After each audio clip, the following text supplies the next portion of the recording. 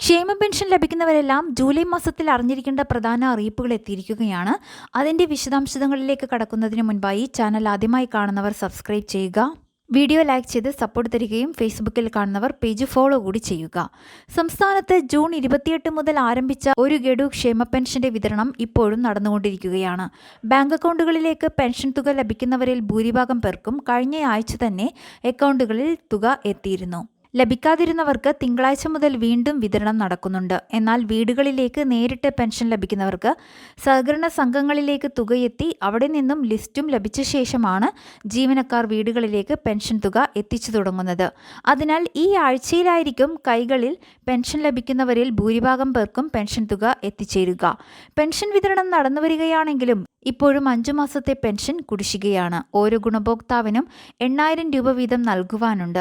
July മാസം ഉൾപ്പെടെയുള്ള മാസങ്ങളിൽ നിശ്ചിത ഗഡുക്കളായി കുടിശ്ശിക വിതരണം ചെയ്ത് തീർക്കുമെന്നാണ് സംസ്ഥാന സർക്കാർ അറിയിക്കുന്നത്. ക്ഷേമ പെൻഷൻ കുടിശ്ശിക വീട്ടുന്നത് ഉൾപ്പെടെയുള്ള സാമ്പത്തിക ആവശ്യങ്ങൾ നിറവേറ്റുന്നതിനായി റിസർവ് ബാങ്കിന്റെ കോർ ബാങ്കിംഗ് സൊല്യൂഷൻ സംവിധാനമായ ഇക്ബർ വഴി കടപ്പത്രങ്ങൾ ഇറക്കി. ജൂലൈ 2-ന് 1,500 കോടി രൂപ കൂടി സംസ്ഥാന സർക്കാർ കടമെടുക്കുകയാണ്.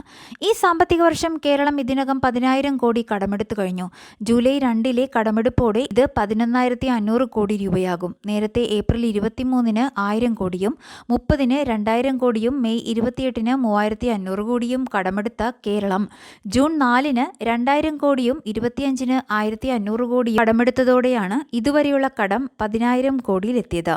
ജൂലൈ 8-ന് കേരളം ഉൾപ്പെടെ 8 സംസ്ഥാനങ്ങളാണ് റിസർവ് ബാങ്ക് വഴി കടമെടുക്കുന്നത്. കടമെടുപ്പിലൂടെ ലഭിക്കുന്ന തുക സംസ്ഥാന ധനവകുപ്പിൽ എത്തിക്കഴിഞ്ഞാൽ കുടിശ്ശിക പെൻഷൻ വിതരണ കാര്യത്തിലുള്ള അറിയിപ്പ് വരുമെന്നാണ് പ്രതീക്ഷിക്കുന്നത്. മറ്റൊരറിയിപ്പ്, സംസ്ഥാന സർക്കാർ ഇനിയുള്ള മാസങ്ങളിലും വിതരണം ചെയ്യുന്ന ക്ഷേമ പെൻഷനുകൾ നമുക്ക് ലഭിക്കണമെങ്കിൽ 2024 വർഷത്തെ വാർഷിക മസ്റ്ററിംഗ് പൂർത്തിയാക്കേണ്ടതുണ്ട്. ജൂൺ 25-ന് തുടങ്ങിയ മസ്റ്ററിംഗ് ജൂലൈ മാസത്തിലും ഉണ്ടായിരിക്കും. 2023 ഡിസംബർ 31 വരെ പെൻഷൻ അനുവദിച്ച് പെൻഷൻ ലഭിച്ചുകൊണ്ടിരിക്കുന്ന എല്ലാവരും 2024-ലെ ഈ വാർഷിക ബയോമെട്രിക് മസ്റ്ററിംഗ് പൂർത്തിയാക്കണം. സംസ്ഥാനത്തെ അക്ഷയ കേന്ദ്രങ്ങളിലെത്തിയാണ് മസ്റ്ററിംഗ് പൂർത്തിയാക്കേണ്ടത്. ആധാർ കാർഡുമായി അക്ഷയ കേന്ദ്രങ്ങളിലെത്തി 30 രൂപ ഫീസ് നൽകി മസ്റ്ററിംഗ് പൂർത്തിയാക്കാം. ബയോമെട്രിക് മെഷീനുകളിൽ വിരൽ പതിപ്പിച്ചും ഇനി വിരൽ പതിപ്പിച്ചിട്ടും അത് പതിയാത്തവരുടെ ഐറിസ് അതായത് കണ്ണുകൾ സ്കാൻ ചെയ്ത് മസ്റ്ററിംഗ് പൂർത്തിയാക്കുവാനാകും. ഓഗസ്റ്റ് 24 വരെയാണ് മസ്റ്ററിംഗ് പൂർത്തിയാക്കുവാനുള്ള സമയം സർക്കാർ അനുവദിച്ചിരിക്കുന്നത്. അതേസമയം കിടപ്പ് രോഗികളുടെയും വയ്യായിക ഉള്ളവരുടെയും വിവരങ്ങൾ ബന്ധുക്കൾ ആരെങ്കിലും ആധാറിൻ്റെ ഒരു കോപ്പി കൂടി ചേർത്ത് നിങ്ങളുടെ വാർഡ് മെമ്പറുടെ അടുത്തോ അല്ലെങ്കിൽ പഞ്ചായത്ത് മുനിസിപ്പാലിറ്റി ഓഫീസിലോ ഏൽപ്പിക്കണമെന്നാണ് സർക്കാർ നിർദ്ദേശിക്കുന്നത്.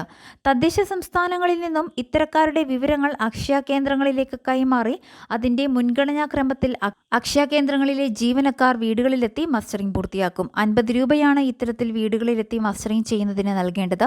സാമൂഹ്യ സുരക്ഷാ പെൻഷനുകൾ ലഭിക്കുന്നവർ മാത്രമല്ല, ക്ഷേമനിധി ബോർഡ് പെൻഷനുകളും ലഭിക്കുന്നവർക്കും മസ്റ്ററിംഗ് നടത്തേണ്ടതുണ്ട്. 16 ക്ഷേമനിധി ബോർഡുകൾ 1,600 വീതമുള്ള പെൻഷൻ നൽകുന്നത് പൂർണ്ണമായും സർക്കാർ നൽകുന്ന ധനസഹായം കൊണ്ട് കൂടിയാണ്. ഓഗസ്റ്റ് 24-നുള്ളിൽ മസ്റ്ററിംഗ് പൂർത്തിയാക്കാത്തവർക്ക് തുടർന്നുള്ള മാസങ്ങളിലെ പെൻഷൻ തടയപ്പെടുന്നതാണ്. പിന്നീട് എന്നാണോ 2024-ലെ മസ്റ്ററിംഗ് അവർ പൂർത്തിയാക്കുന്നത് ആ മാസം മുതലുള്ള പെൻഷനാണ് അവർക്ക് തുടർന്ന് ലഭിക്കുക. മസ്റ്ററിംഗ് ചെയ്യാതിരുന്നാൽ പിന്നീട് ഒരിക്കലും പെൻഷൻ ലഭിക്കുന്നതല്ല. കുടിശ്ശിക പെൻഷൻ വിതരണവുമായി ബന്ധപ്പെട്ട് വരും ദിവസങ്ങളിൽ വരുന്ന അറിയിപ്പുകൾ നിങ്ങളെ കൃത്യമായി അറിയിക്കുന്നതാണ്. എല്ലാവിധ അറിയിപ്പുകൾക്കുമായി ഈ ചാനൽ സബ്സ്ക്രൈബ് ചെയ്ത് ഉപയോഗിക്കുക.